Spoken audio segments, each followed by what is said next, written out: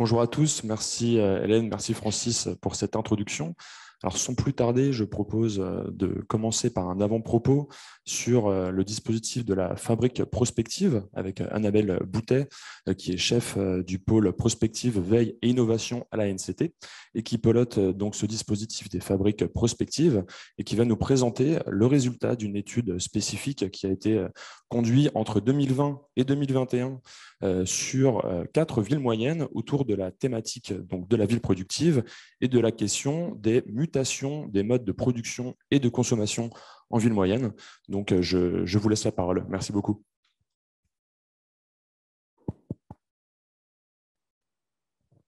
Voilà, échange de micro. Merci pour cette invitation. Donc, effectivement, on a travaillé pendant un peu plus d'un an avec 4 villes moyennes du programme Action Cœur de Ville sur l'évolution des modes de production et de consommation. Alors, j'avais mis un petit rappel de définition issu des objectifs de développement durable sur ce sujet des modes de production et de consommation.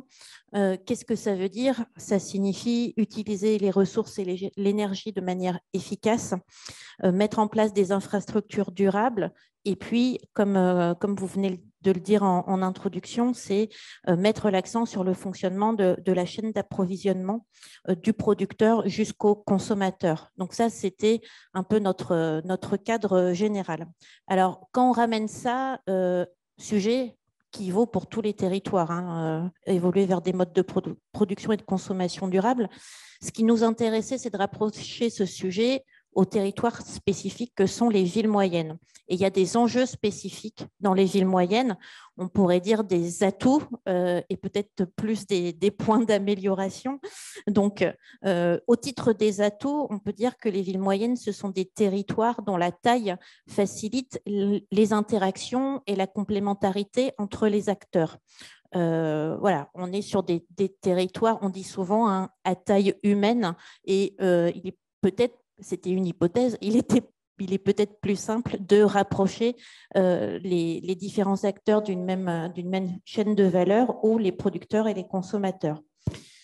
En même temps, ce sont des territoires qui ont une masse critique qui permet de viabiliser des modèles économiques innovants, nouveaux à créer. Donc, une taille qui facilite les interactions et en même temps une taille qui permet une masse critique, des espaces interfaces entre urbain et rural. Donc là aussi, des bassins de consommation importants, des bassins de production forestière, production agricole, production industrielle, qui sont de fait propices aux circuits courts de proximité. Des villes moyennes où il y a aussi une ingénierie, même si il peut y avoir des manques, mais il y a quand même une ingénierie technique, des connaissances scientifiques en matière de transition écologique. Il y a des consultants, des architectes, de l'enseignement supérieur et de la recherche, des bureaux d'études. Et puis, bien sûr, le sujet de la mobilité quotidienne qui reste encore très dépendante de la voiture. Donc ça, c'était voilà, les enjeux des villes moyennes par rapport à ce sujet de mode de production et de consommation durable. Alors, qu'est-ce qu'on a fait déjà pour revenir sur qu'est-ce que c'est une fabrique prospective? C'est une offre d'ingénierie qui est proposée par l'Agence nationale de la cohésion des territoires. Une offre d'ingénierie qui est un peu spécifique puisque c'est une offre collective.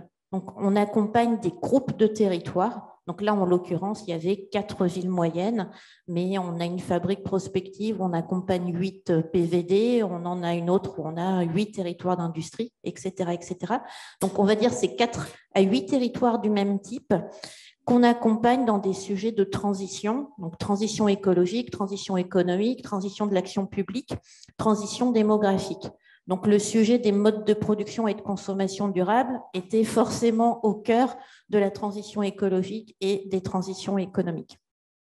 Comment ça se passe? On passe un marché, on recrute un prestataire que nous pilotons à l'agence et qui va accompagner nos territoires dans une réflexion prospective qui aboutit à un programme d'action. Et en même temps, on a des séminaires de travail entre les élus et les agents de ces territoires et nos acteurs nationaux. Donc, en l'occurrence, dans cette fabrique prospective-là, il y avait mon pôle, bien évidemment, le programme Action Cœur de Ville, l'association Ville de France et la DGALN. Et là, on travaille plus sur des pistes des enseignements nationaux. Voilà. Donc, il y a de l'accompagnement local, de la réflexion nationale.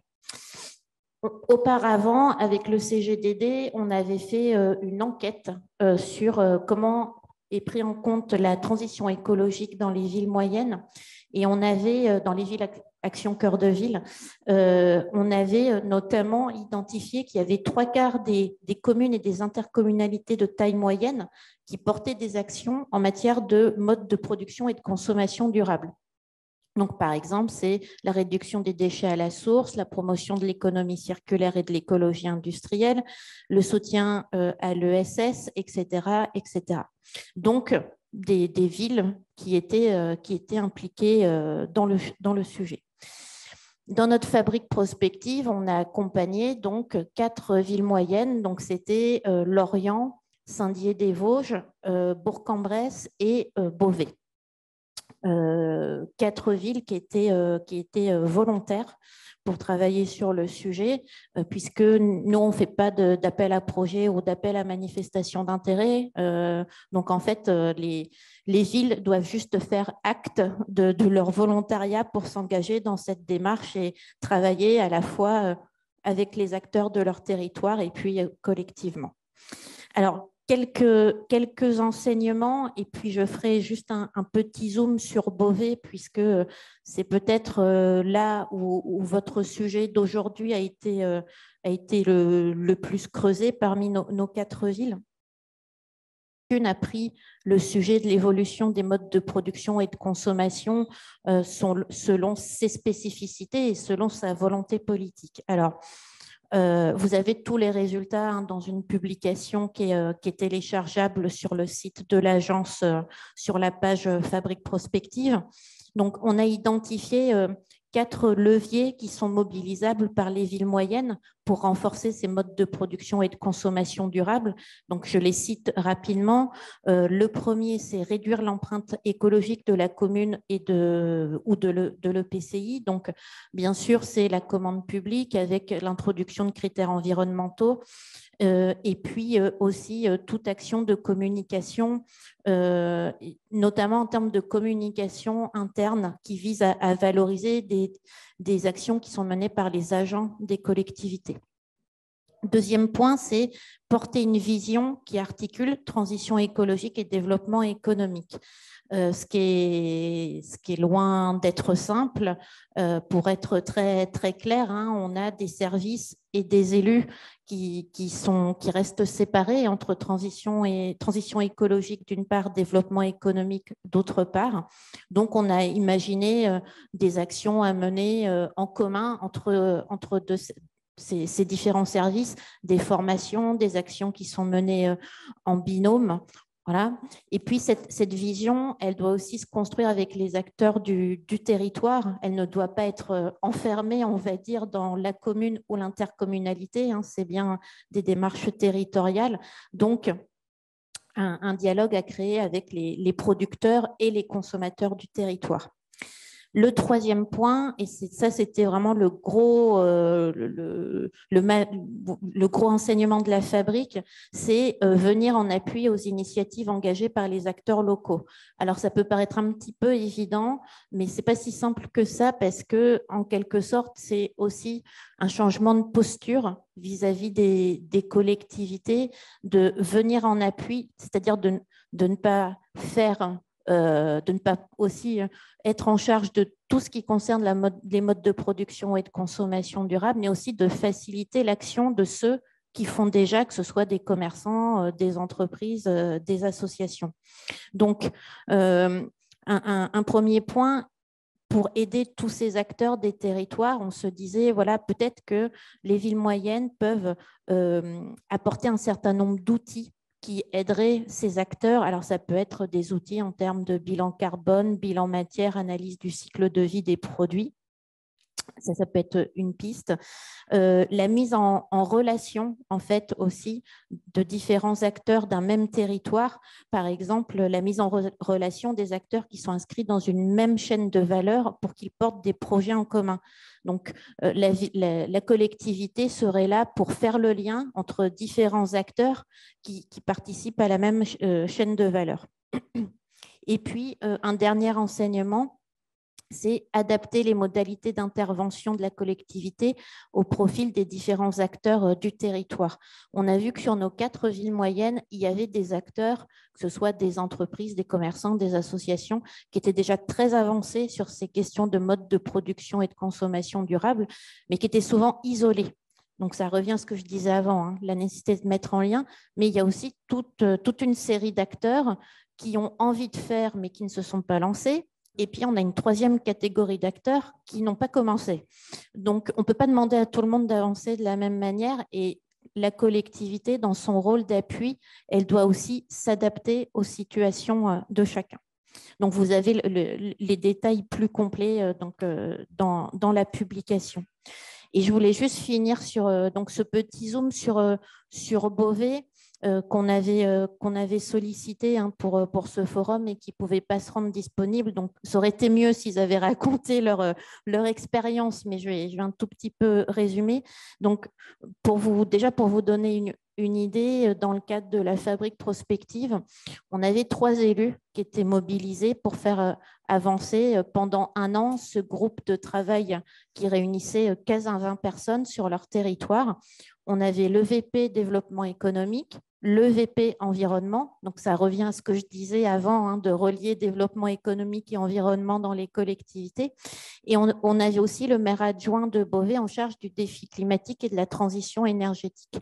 Donc on avait 3 élus qui ont mobilisé leur groupe de travail pendant 1 an sur ce sujet de la fabrique que eux, ils avaient repositionné. On était non, on n'était pas du tout post-Covid. D'ailleurs, on était juste au début du confinement, voilà, 2019-2020. Et ils se sont dit, bon, il faut qu'on travaille sur la résilience du tissu économique du Beauvaisis.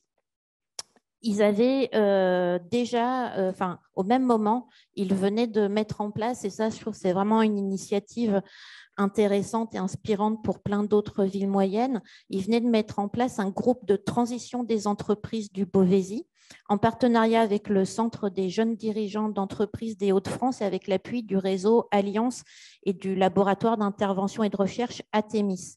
Donc, c'est un groupe qui réunit 8 dirigeants de TPE-PME du Beauvaisis qui sont volontaires pour être accompagnés pendant 1 an pour faire évoluer le modèle économique de leur entreprise vers l'économie de la fonctionnalité et de la coopération. Donc, ces entrepreneurs, ils bénéficient de jours de formation, de rendez-vous individuels et puis de rendez-vous collectifs. Voilà. Donc, ils avaient déjà un peu initié ça avec un groupe de TPE-PME. À l'issue de la fabrique prospective, en fait, ils ont défini une feuille de route qui se structure autour de 3 axes. Donc, je vais juste parler des axes, hein, pas tout le détail, mais il y avait un premier axe qui visait à mieux faire connaître les priorités du plan climat-air-énergie du Beauvaisis aux entreprises.